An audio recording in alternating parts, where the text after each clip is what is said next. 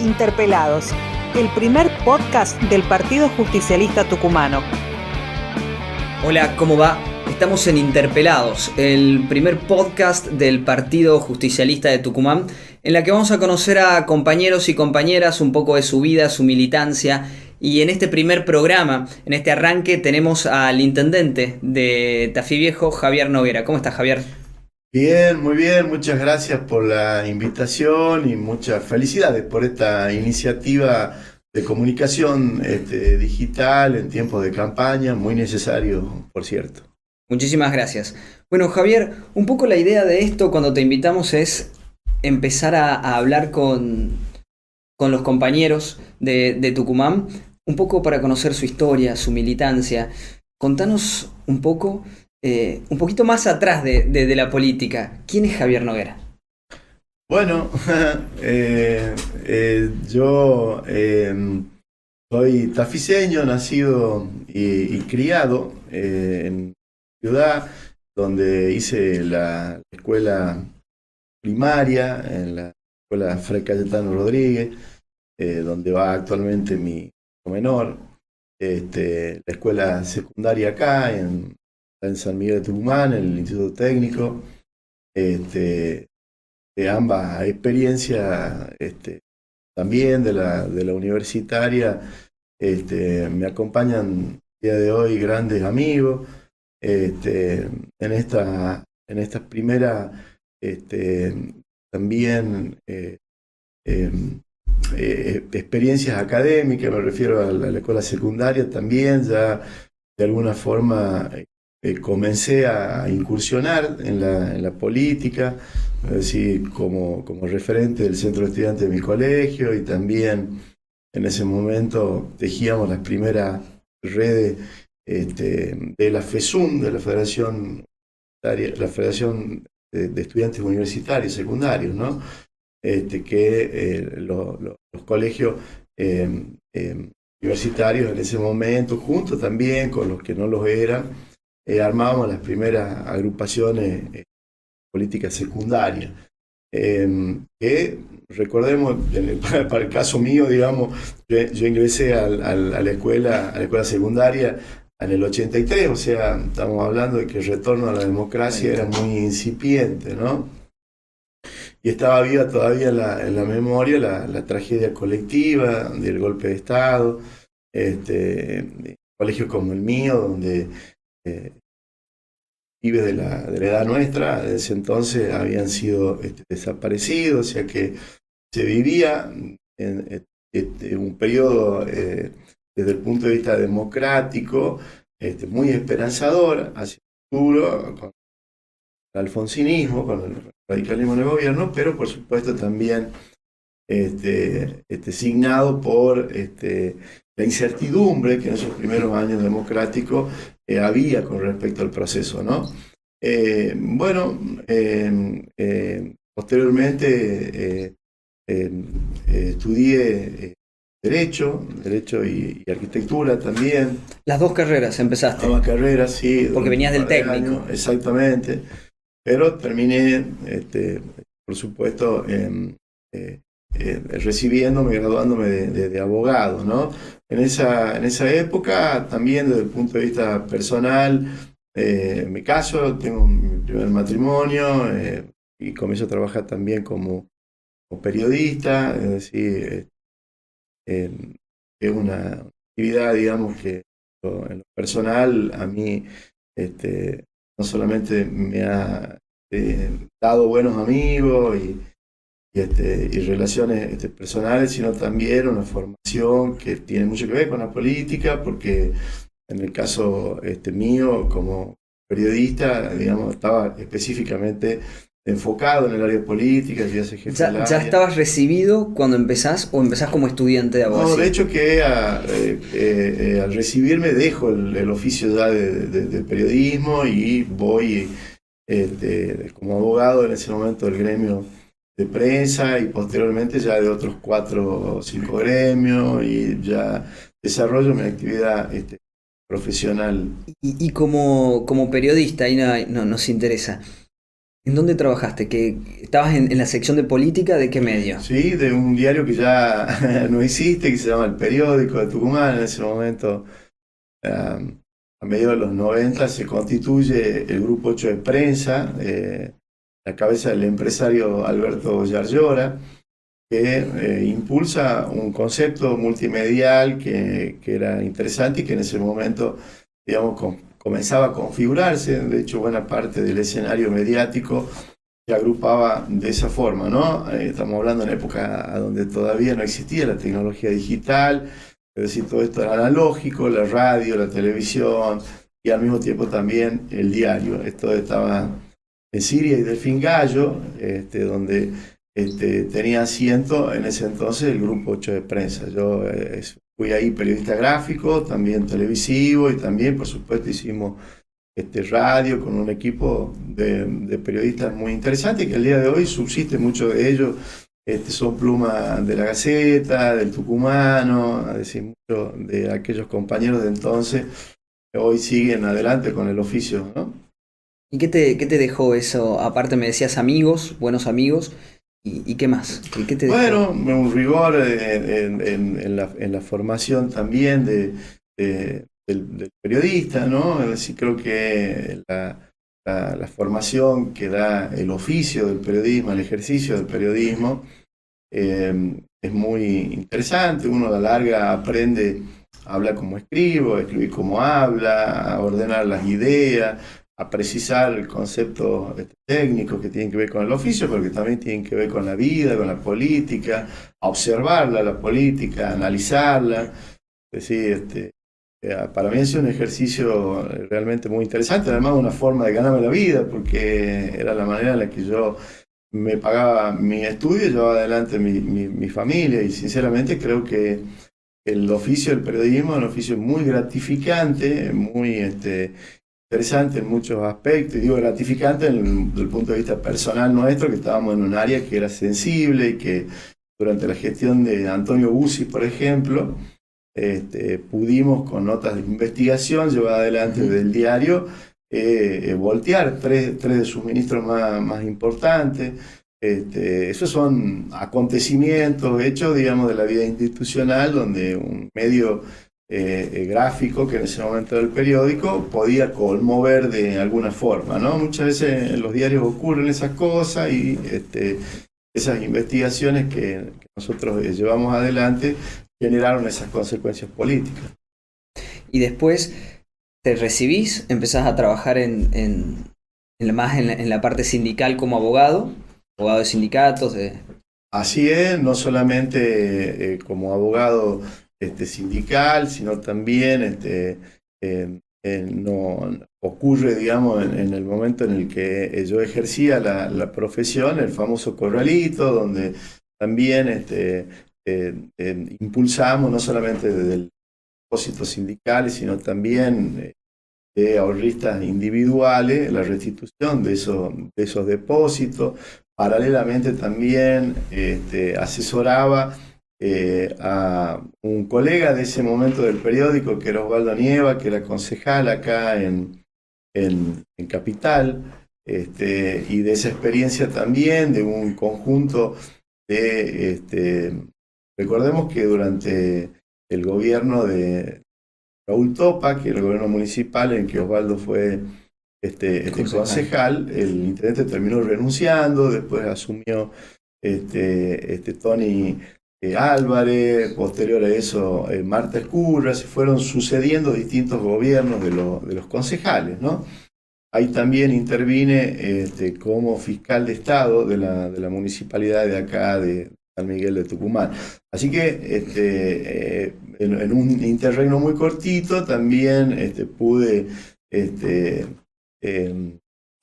hacer una experiencia, ya mi primera experiencia municipalista, digamos, ¿no? Defendiendo en ese momento los intereses del Estado municipal de la capital. Y de ahí te decidiste ¿cómo decidís en realidad meterte en política de lleno? Porque ya estabas un poco asesorando. Sí, yo fiscal. Sinceramente hasta entonces también, y en eso, en lo personal, me ocurre una transformación que para mí es muy valiosa y también importante en mi vida, que es la llegada, digamos, de Néstor Kirchner y de José Alperovich al poder, ¿no? De hecho, yo te contaba que estábamos militando políticamente con Osvaldo Nieva y no nos parecía en ese momento una opción atractiva para nada, y tenía sí de una manera muy clara, digamos, una visión muy cínica de la política, es decir, no, de mi experiencia por el periodismo y por el periodismo político, de haber visto en carne propia lo que expresaban, digamos, los partidos políticos acá en la provincia. No creía para nada que la política pueda transformar la realidad de vida de la gente. Ya tenía más de 30 años, la verdad que era, en mi caso, digamos, venía además de una familia de formación antiperonista, es decir, con perspectiva muy liberal, y vuelvo a reiterar, cínica también, desde el punto de vista, digamos, de la concepción política en sí. Claramente la llegada, digamos, de Néstor Kirchner resignificó en todo sentido, no solamente peronismo, digamos, al que yo no en ese momento no entendía, sino toda la política. Y eso sinceramente, no solamente me comprometió, sino que al mismo tiempo todas esas actividades privadas que yo venía llevando adelante, especialmente el ejercicio de la profesión de abogado, en la que me había ido bien, quedaron para atrás, ¿no? Y de ahí en más, digamos, mi principal actividad, motivación, motor, pasó hacia la política, claro que sí. Perfecto. ¿Y de ahí cómo empezó tu derrotero hasta llegar a hoy a intendente? Bueno, probablemente tenga que ver también con una expectativa de muy chico, ¿no? O sea, si uno...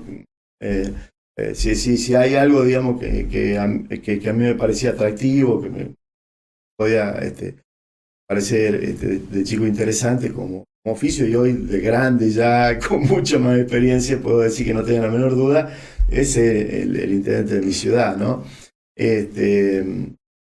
Ya en la experiencia, digamos, de haber transcurrido algunos años ya como intendente y de ver esa perspectiva un poquitito más atrás, no tengo la menor duda de que a quien le gusta la política, la apasiona y cree realmente en la política, el lugar en el que tiene que estar es en el lugar de intendente, digamos, el alcalde, el prefecto, el jefe comunal, la persona que está a cargo de los intereses de un pueblo. Porque ahí se sintetizan todas las dificultades que tiene la política, y ahí también es donde uno puede, si le gusta la política, mostrar habilidad o gestionar, digamos, en beneficio directo de su vecino. Es el lugar donde más cerca estamos de los vecinos, donde las transformaciones se pueden hacer efectivamente, yo siempre lo digo, o sea, no solamente se trata de las cuestiones más simples, sino hasta las cuestiones más complejas de la agenda política mundial, como puede ser en este momento, por ejemplo, la agenda ambiental. No hay duda de que desde el protocolo de Kioto hasta el último encuentro en Madrid hace un año y medio, el concierto de los países del mundo no han arribado a ninguna solución práctica vinculada al cambio ambiental. Nada, absolutamente nada de todos estos acuerdos que se han firmado se han podido llevar adelante. Y eso se debe a que el principal país del mundo, o que tiene una posición hegemónica, digamos, en este momento, que es Estados Unidos, es un país negacionista, ¿no? Sin embargo, cuando uno va a Estados Unidos, advierte que las ciudades más importantes, como las que no lo son, la agenda ambiental está a la vanguardia de las acciones que lleva adelante el gobierno local. Eso quiere decir que aún habiendo a nivel internacional dificultades para avanzar sobre la agenda ambiental por el monopolio del Estado-Nación, esa revolución, esa agenda ambiental se va cumpliendo, no del todo, pero parcialmente a través del municipalismo. Uno se detiene, digamos, a ver qué está pasando en otros países del mundo y pasa absolutamente lo mismo. No solo el Estado-Nación, no solo los ministerios de medio ambiente de la nación los que están impulsando una agenda ambiental, sino son los municipios los que van cristalizando hechos concretos, ¿no? Y así con todo. Y ustedes, digamos, cuando ustedes hablan del municipio, ¿no? Vos, obviamente, a la cabeza, están de alguna manera siendo pioneros en la provincia o dándole mucha importancia a esa agenda ambiental, porque tienen acciones concretas. ¿Cómo surge ese interés? Si bien es una necesidad más que un interés, pero todo el municipio está interrelacionado en esto. ¿Cómo lo trabajan? Sí, por supuesto que la agenda ambiental es una perspectiva estratégica del desarrollo de la ciudad con los modelos sustentables. Es decir, si vamos a una ciudad, digamos, de largo plazo, tenemos que pensar en una ciudad que sea sustentable y plenamente, digamos, cerrada en ese sentido. Pero para eso hay que llevar acciones de mitigación frente al cambio climático y entenderlo en profundidad. ¿Qué quiero decir con esto? Que hoy hay ya suficiente certeza científica de que el globo terráqueo se está calentando, que la temperatura no es menor ya a los 2 grados y es muy probablemente siga calentándose en los próximos años.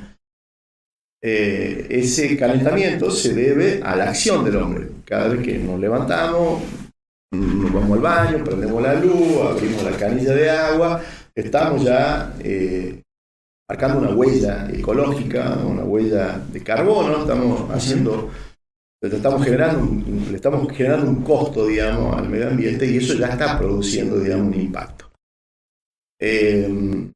Hay una agenda a nivel internacional, al menos de quienes entendemos que somos los que más estamos generando ese impacto, que somos las ciudades.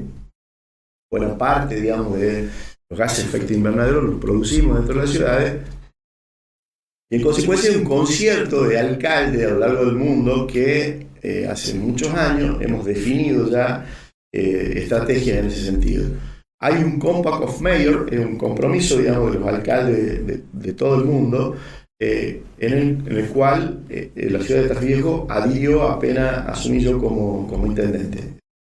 Firmamos ese acuerdo internacional en el cual llevamos adelante una agenda ambiental para mitigar el daño ambiental. A partir, digamos, de esa firma, lo primero que se hace es medir los gases de efecto invernadero. Es decir, hay una tecnología para hacerlo, para medir, para apreciar, digamos, cuáles son el impacto que genera nuestra ciudad, y en base a eso se desarrolla una agenda de mitigación que tiene que ver, por ejemplo, con el CIAT, es decir, la contaminación, digamos, del suelo, pero también tiene que ver con la contaminación del aire, como por ejemplo tratar de reducir el impacto de los vehículos o de los vehículos que generan combustión por combustibles fósiles, es decir, cambiar, digamos, el auto, reducir los espacios para estacionar dentro de las ciudades. Ya eso impide que la gente tenga que desplazarse en vehículos, trate de usar bicicleta, use la electromovilidad, ahora el monopatín, la bicicleta eléctrica, es decir, otros recursos, de tal suerte que también de esa forma impactemos menos sobre el ambiente. Y así una serie de medidas que tienen que ver con la agenda ambiental, en la cual el mundo moderno hoy la está, como decía recién, llevando incluso a pesar de posiciones hegemónicas que países como los Estados Unidos tienen. Sin embargo, uno va a Washington, a Nueva York, a cualquier ciudad. Limpias. Exactamente, y tienen el concepto limpio y van en esa dirección. Así que bueno, yo creo que es una agenda, digamos, que más allá de la prioridad que tiene a nivel global, uno va a cualquier ciudad del mundo, a hablar con cualquier político de cualquier lado, todo el mundo dice lo primero, la agenda ambiental, es también un imperativo moral de tiempo, es decir, de cada uno de nosotros. Tenemos que hacer las cosas bien, estamos obligados a dejarle a nuestros hijos un mundo mejor del que hemos recibido, y ese clic tiene que operar ahora y tiene que hacerse rápido, si no, nos vamos a encontrar frente a una calamidad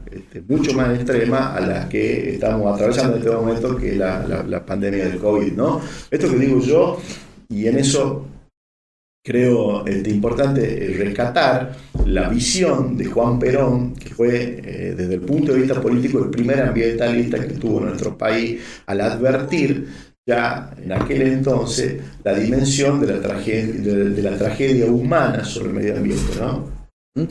Hablabas un poquito, te metías de costadito en lo que es la pandemia. ¿Cómo la atravesaste? Tanto a nivel personal, digo, como a nivel institucional en tu municipio.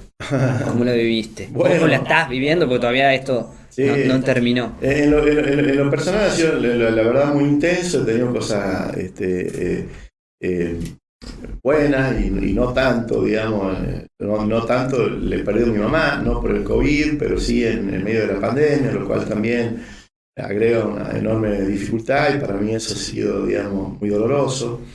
En lo personal, aprovecho para perder 20 kilos que tenía de más, aprendo a tocar el saxo, qué sé yo, ¿Qué saxo? enfoco en alguna lectura. ¿Qué saxo? Alto. El alto. Sí, me enfoco en algunas lecturas que tenía atrasadas, qué sé yo, ¿no? En la familia, en las cosas personales, en las cuales, bueno, felizmente uno puede, digamos, con el tiempo o el espacio físico del aislamiento, recuperar.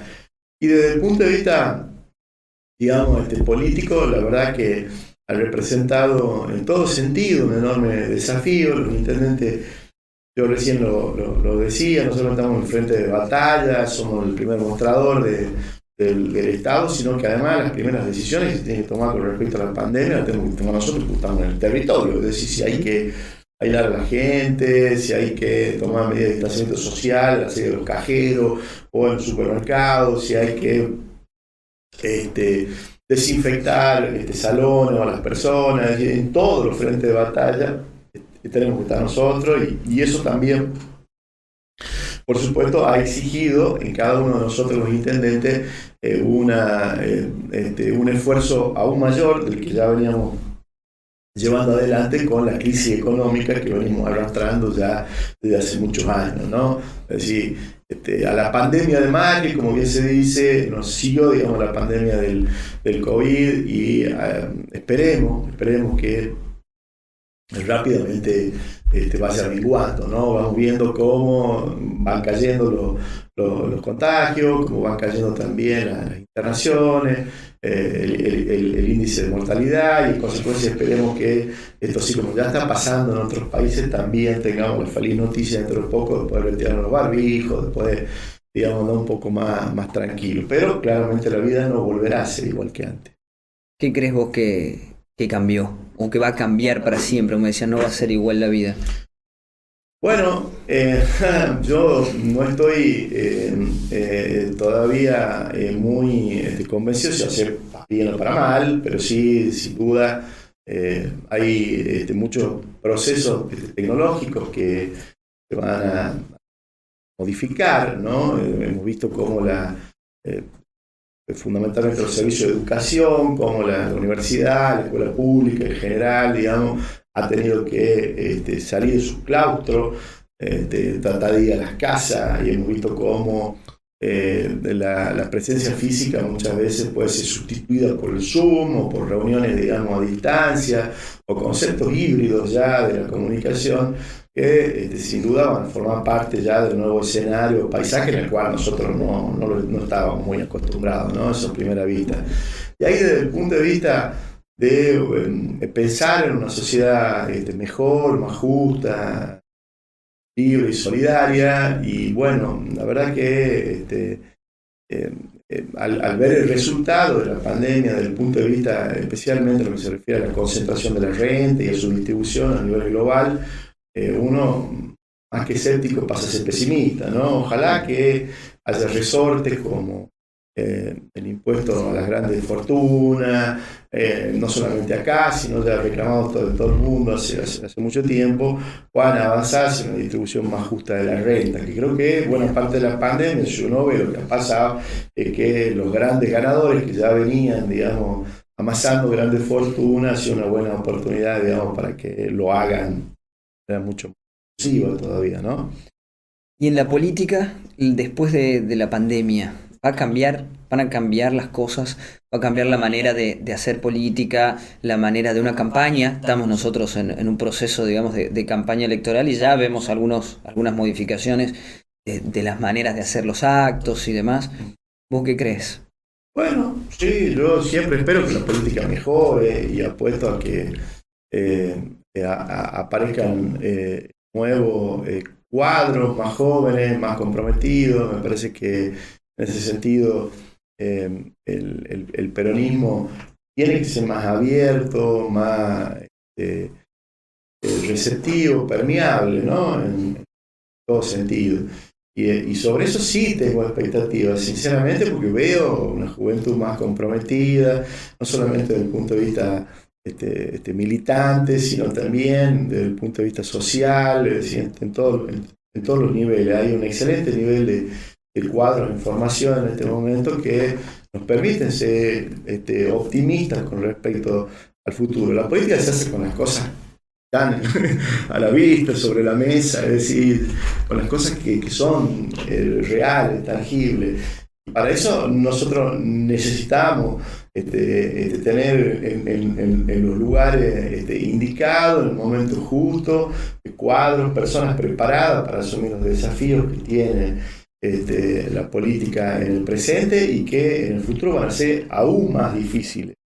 Así que yo me permito en ese rubro ser optimista. Creo que, digamos, al menos en la generación mía, cuando éramos más jóvenes, había mucha menos gente comprometida, digamos, políticamente, ocupada, digamos, a los niveles que yo lo estoy viendo, y en ese sentido, ojalá, digamos. Bien, y en cuanto, a ver, ya nos metemos un poquito más en política de coyuntura, ¿sí? Tenemos una campaña por adelante con una división, ¿no? Dentro de la interna peronista, lo que no nos había pasado antes. ¿Cómo lo ves? Bueno, yo la verdad, sinceramente, lo veo de manera muy dolorosa, lo vivo de manera frustrante, que en el caso nuestro, esta discusión interna ya la iniciábamos el año pasado, el 12 de noviembre del año pasado. Osvaldo Calvo tomaba por asalto el Consejo Deliberante de mi ciudad, transfugiando un grupo de concejales, haciéndolo de manera violenta. Lo hacía también en otros municipios. Meses después desafiaba a la autoridad política del partido, que es Juan Mansur, y a la principal autoridad política de la provincia. Es decir, no solamente enfrentando en las decisiones al gobernador, sino también interpelando ministros. La verdad que este derrotero, que yo solamente lo enuncio de manera descriptiva, no lo quiero calificar, que lo califique cualquiera, digamos, me parece torpe, inútil, innecesario, y que ha puesto en una situación de relativa vulnerabilidad al peronismo en la provincia, y que esperemos rápidamente se corrija ya a partir del 12 de septiembre, ¿no? Muchas veces uno podría suponer que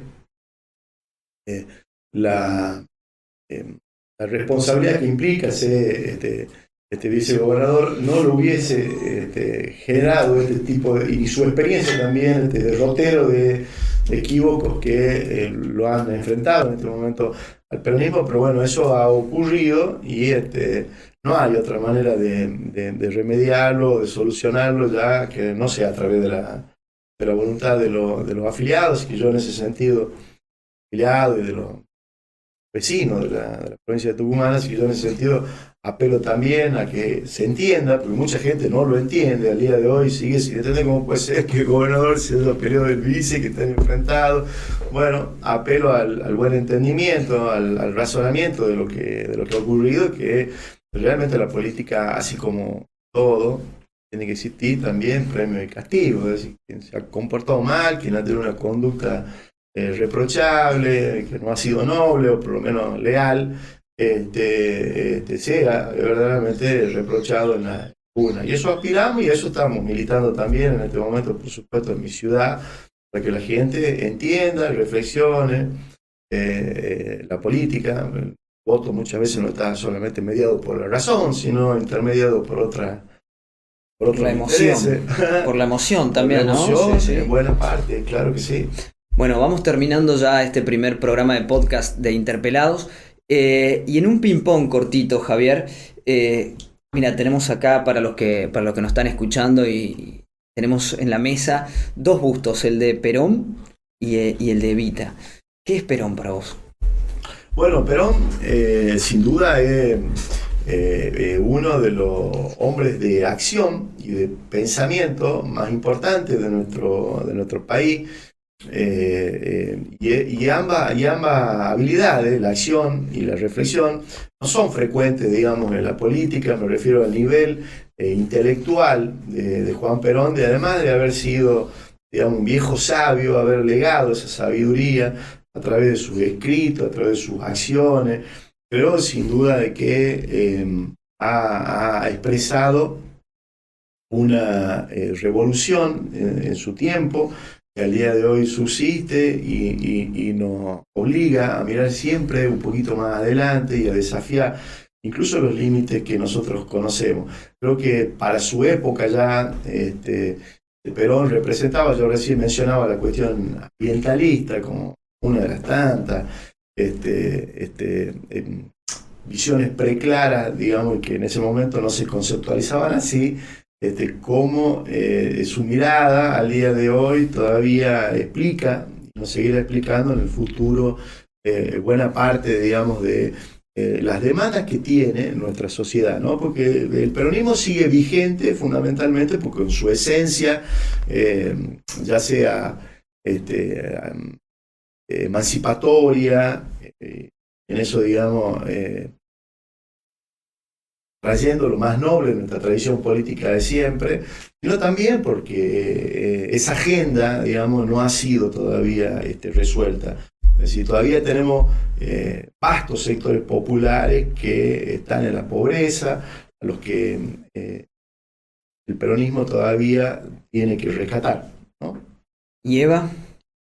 Bueno, Eva no, en mi criterio, ¿no? de la versión histórica, hay mucha gente que la ve contrastada, no contrasta, digamos, con Perón, sino ese mismo ideario es reforzado por la originalidad, digamos, del personaje en sí. Eva Perón es un emergente social, a diferencia de Juan Perón, que expresa, digamos, su emergencia, su sector, digamos, con más consistencia, podemos decir con más radicalización, y que, por supuesto, digamos, siempre nos está tirando hacia adelante y poniendo la agenda de lo urgente, de lo importante, prioritariamente. Y también es, sin duda, de todo punto de vista, una inspiración, ¿no? No solamente para la mujer, en el mundo de la política, es un ícono de la modernidad hoy en el mundo entero. Se conoce, se sabe quién es Evita y se conoce su obra,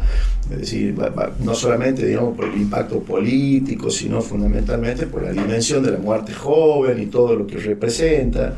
Evita tiene una vigencia y un poder que el peronismo y el pueblo argentino le ha concedido, que es eterna, ¿no? A mí la verdad que me emociona mucho siempre describirla, porque me parece que también, como en el caso, digamos, de la tradición de Juan Perón, evoca lo más noble de la tradición política argentina, ¿no? En general, ¿no? Y te cierro con Néstor Kirchner. Ah, bueno, faltaba el busto de Néstor, falta, ¿no? Falta. El voto ya desde el 2015, está faltando ahí el... Ahí está, para los chicos de la producción. Yo decía lo que representaba para mí hace un rato, lo que representó para mí, pero puedo decir también lo que representa, digamos, para el peronismo en sí. Yo creo que lo resignifica. Después del tránsito erróneo, equívoco, que en caso le digo con toda claridad, digamos, de Carlos Menem, creo que la experiencia del kirchnerismo, de Néstor y de Cristina, ha representado lo que significa estos valores de los que hablábamos recién, ¿no? De Perón y Evita, es decir, ponerlo en castellano y en tiempos modernos, esas demandas insatisfechas que todavía tienen y como derecho, como decía Evita, los sectores populares, ¿no? Decía, mientras existe una necesidad, existe un derecho. Bueno, Néstor y Cristina han venido a resignificar el peronismo en toda su dimensión doctrinaria, en toda su sustancia, digamos, más consistente, más importante.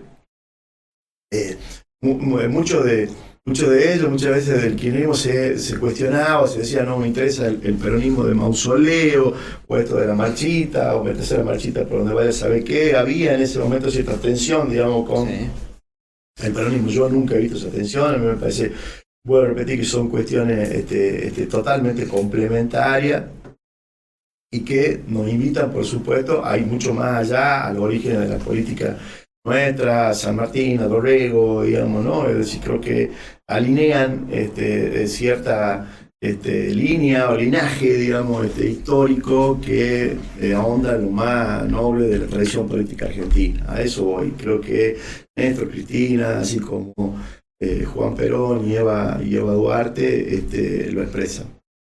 Muy bien, esto fue Interpelados, el primer podcast del Partido Justicialista de Tucumán, y en esta primera visita, ¿sí? Tuvimos a Javier Noguera. Muchísimas gracias por venir, por estar con nosotros, y los esperamos en los siguientes programas. Muchísimas gracias. Esto fue Interpelados, el podcast del Partido Justicialista Tucumano.